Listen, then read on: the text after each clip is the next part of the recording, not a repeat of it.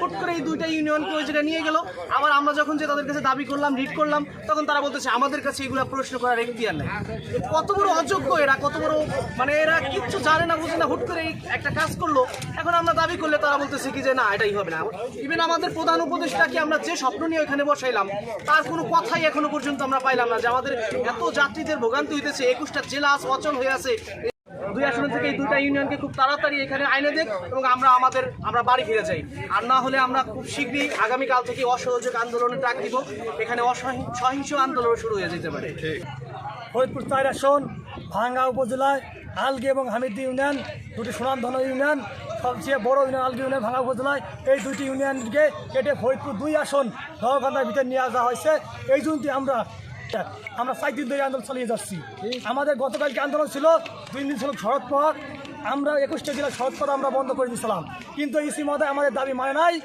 আমরা কি করছি, আজকে আমরা রেল লাইন বন্ধ করে দিছি। রেল লাইন অনির্দিষ্টকালের জন্য বন্ধ থাকবে, মানে তবে এখান থেকে কোনো ট্রেন চলবে না। ইসি মহোদয় আজকের ভিতরে আমাদের দাবি না মানে, আমাদের দাবি যদি না মানে, সরকারি যত দপ্তর আছে সব দপ্তর ভাঙ্গা উপজেলা থেকে বন্ধ থাকবে।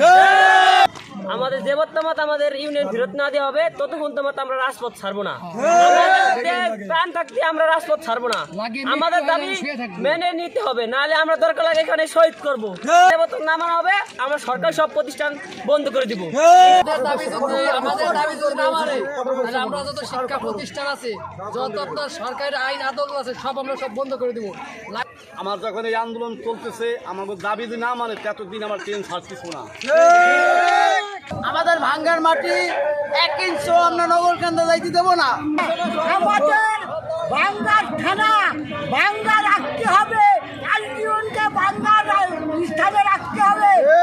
যদি না রাখে তাইলে আন্দোলন চলছে এবং আন্দোলন চলবে।